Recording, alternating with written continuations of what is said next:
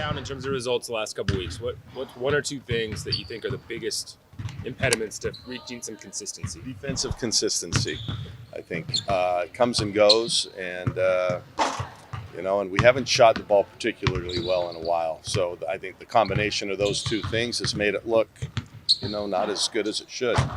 And we've got to do better. We can't split every weekend. Clearly, it looks like Philly's all right after. Yeah, she didn't do a ton live today, but she did do a lot of shooting and some of our walkthrough defensively. So she still has not been cleared for full contact, but we'll see. I'm hopeful.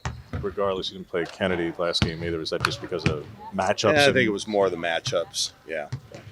No, if Philly can't go tomorrow, then obviously Kennedy has to, because they're just so big, and we can't play a whole game undersized.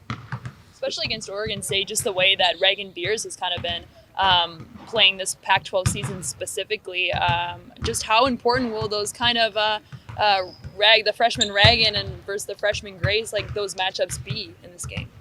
Well, we never really focus on this player against that player, but yeah, we've got to, if we're not as big as we've been, if Philly is unable to go, then yeah, it puts a lot of pressure on all our players. Not just our inside players, our guards are going to have to help a lot more, and it's going to have to be, through team defense. So yeah, they're just good, and now they're rotating those three. They don't always they don't start big, but they go big quickly, and then they stay with it the rest of the game. So we're just going to have to defend the high-low best we can, work our butts off, and then not let Talia go off. I mean, obviously she's still the focus of that team. On the topic of a player like Reagan Beers, she's someone that has really broken through in the past since you guys have last played them. So how has the preparation been different since the last time you did play Oregon State, knowing that they may have some different players that have really stepped up and you need to watch out for? Well, she was playing well the first time we played them too, so we game planned for her. We game plan for all their big kids. So you just can't let them get too close to the rim. They're too big and they're too skilled in there. So we haven't really changed our preparation. I mean, Reagan we know is a good player, and she's proven it all year.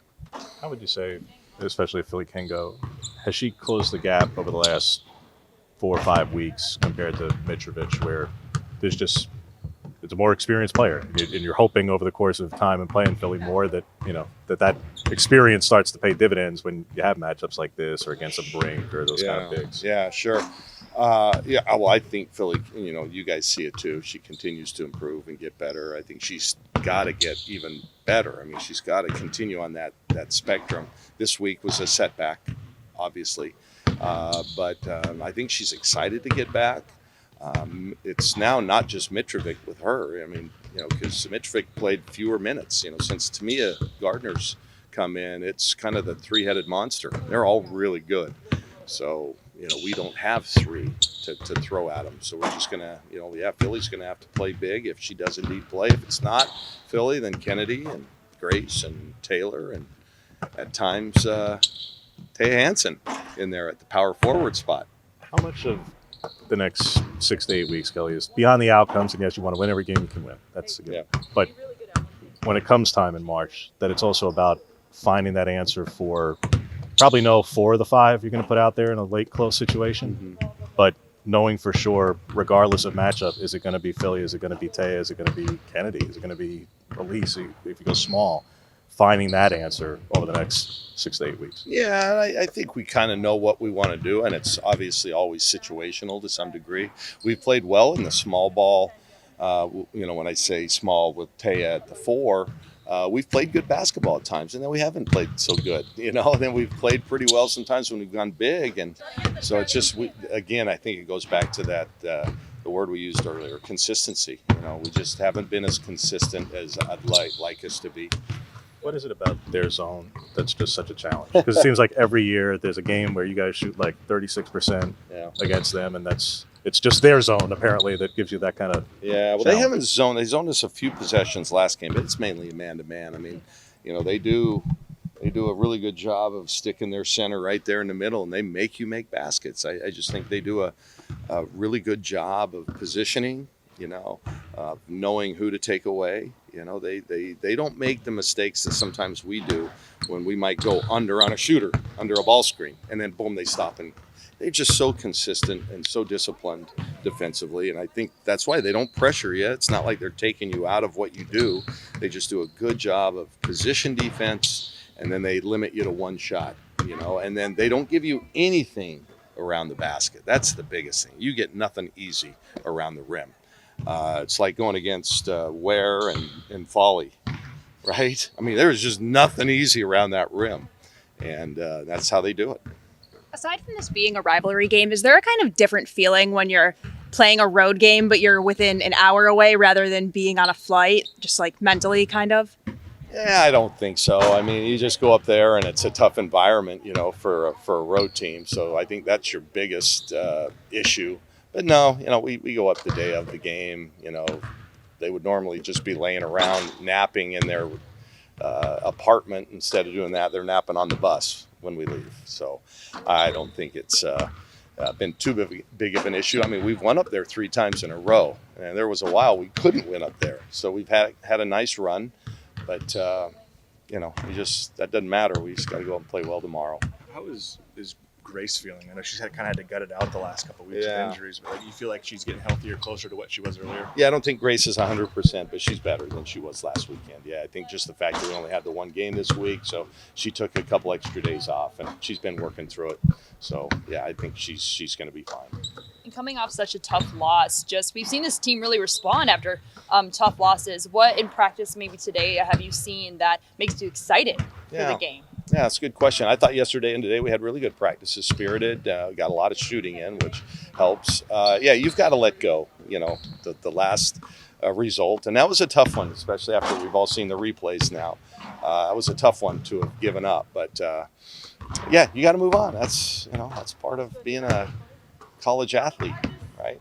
Any more clarity on what happened late in the game? No, I talked with the Pac-12, and I think technically they did the right thing on a little pause there on the clock. I wish it was more like football does. They let, on a live action like that, they let it play through and then sort it out, but they didn't. And, it's just unfortunate. We were on the wrong end of, a fumble, a late game fumble. You mentioned the win streak there, Kelly.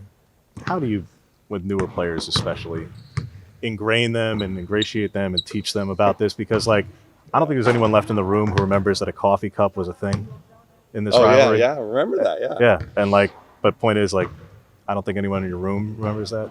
Do you want them to know that? Because the point is, it's great when you're winning, but you don't ever want to have the feeling of if you lose there and now it suddenly means something because the group before had the experience of that kind of thing. Do you want them to care like that? James, I'll tell you, I think it's a little different time. I think given the movement of our players and stuff, I'm not sure these rivalry games, I know it's ingrained more in Scott because he is a 10th generation Beaver, right?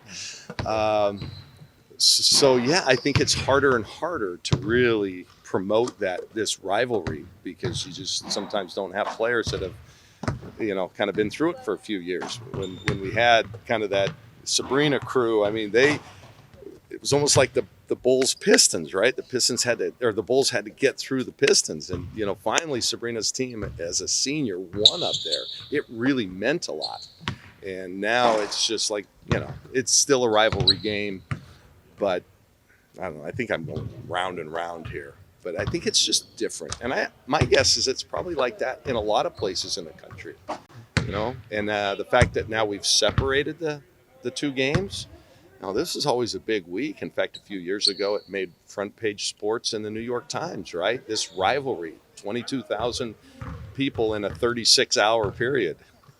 That was really cool, and it's changed a little bit.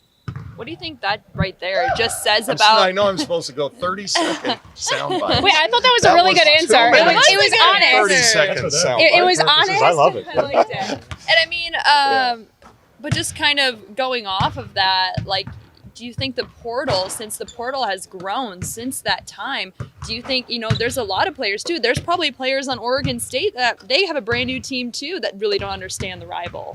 Yeah, and that's why I say I think Scott does a good job of really getting them ready for this game, and maybe that's an area I've got to do better. You know, they've had the better of us over, you know, my tenure here. So, you know, we just listen. Tomorrow, you're looking at two hungry teams. You know, I wouldn't say two desperate teams, but two really hungry teams. Somebody told me the other day it's like, you know, two dogs fighting after one bone. I mean, that's what it's going to be like. So we better be ready because we need this. You know, we need this game. We've given away a couple at home. We've got to find a couple on the road now to steal back. And just knowing how many people showed up for the game against Oregon State here, you know it's going to be a big game there. Just what does that say about the support of women's basketball in the state of Oregon? Yeah, well, you know, our fans here are tremendous. Obviously the ones here, but the ones up in Gill too.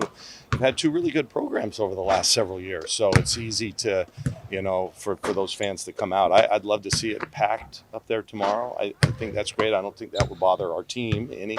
They should be worried about the other 5 on the court.